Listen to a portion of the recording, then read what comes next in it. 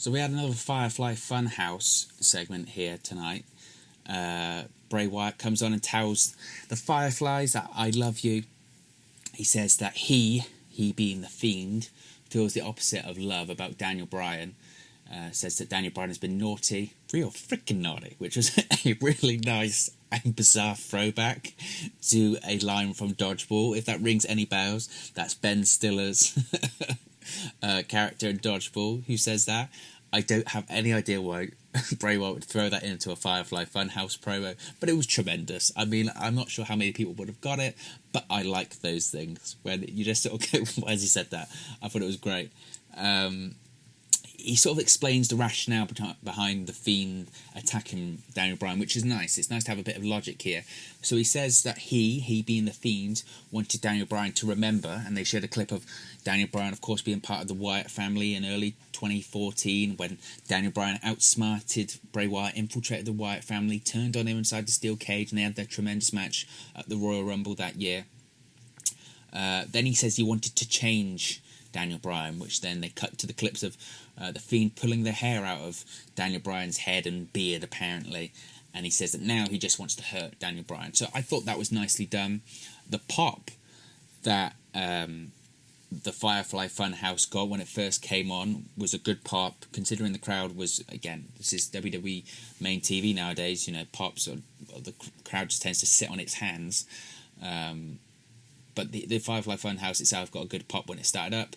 They did throw back to that amazing Raw moment when Daniel Bryan finally got his hands on Bray Wyatt inside the steel cage, and the whole crowd was chanting yes and just going crazy. For me, especially in modern WWE history, it's an iconic Raw moment. The crowd was red hot for Daniel Bryan at that point, just red hot for Daniel Bryan. And WWE tends not to embrace their history enough when it comes to telling stories. They've started to do it more and more, with like the likes of Becky Lynch last year with Asuka. They've told the story that she hasn't been able to beat her. They did it last year with Kofi Kingston and Randy Orton, going back to the stupid moment on Raw in 2009. So they've started to do it more and more because those stories are great and they're natural. Of course, people are going to feud with each other 5 years ago, and then because it just is how many combinations can you do, they're going to end up feuding with each other again. But you might as well embrace the history when you do that. You can tell a story through their previous interactions. So why not? Why not? It explains the story, and it's a story built in. It's something you don't have to try too hard to do.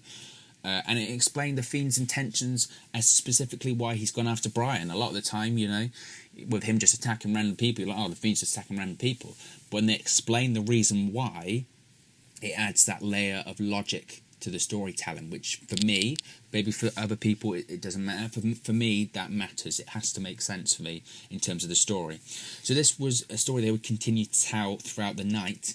We had Daniel Bryan backstage with Kayla Braxton, talks about how the Fiend can't break him, and then appears on the screen behind him is Ramblin Rabbit from the Firefly Funhouse. Ramblin Rabbit, who has died, I think at this point, 5 million times. I might be wrong.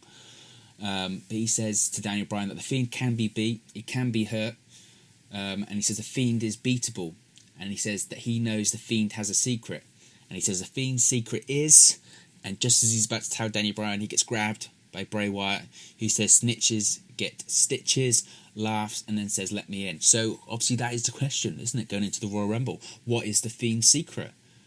Maybe it's I don't know, without the red light he melts like the witch out of the Wizard of Oz. Maybe his secret is Seth Rollins matches, because they went really, really, really, really well, didn't they? I mean, realistically, what could this Fiend's secret be? I think his secret could potentially be... I mean, it's a difficult one to think. It could definitely keep you guessing. I'm not sure. What do you think the Fiend's secret is? Let us know in the comments below. I'd like to see what you think of that one. But that wasn't all we were going to get from this story tonight. We had Daniel Bryan walking around backstage. He walks into the dressing room and then he sees a box gift wrapped on a stool. At first I thought Mandy Rose had baked another cake and she's just leaving those around at this point, but it wasn't. It was a gift from Bray Wyatt himself. Daniel Bryan opens it up and then he sees Ramblin Rabbit there, all bloody with a piece of his head missing. So at this point, in 2020, in WWE, The superstars themselves aren't allowed to blade and get colour, but Ramblin Rabbit, a puppet, is. Let's just think about that one for a second. Okay. It's more mind games of Bray Wyatt. Like I said in the opener, I was a bit, after the show, a bit like, well, they didn't really do much of this story. Obviously, they hinted that the Fiend has a secret and blah, blah, blah. It would have maybe been nice to have Bryan have a match or something like that, but I think there's not a lot left to tell of this story. They've set it up nicely for the Rumble. It's the rematch, you know. Daniel Bryan had the transformation of his appearance, and it's a different Daniel Bryan that's facing... that faced the Fiend at Survivor Series. So they've told the story that they really want to tell, and there's not a lot left to do. The only problem would be that the Royal Rumble's, 2-3 weeks away? You know, there's TV to fill, which would explain this whole, what is the Fiend's secret? So I'm interested to see what the Fiend's secret is, and what effect that secret will have on him as he transitions into facing Roman Reigns at WrestleMania. Daniel Bryan, spoiler alert, isn't going to win the Universal Championship at the Royal Rumble. I would be stunned. But, like I said, my only concern at this point is I feel like they've told the whole story that they want to tell, and there's not a lot left to tell.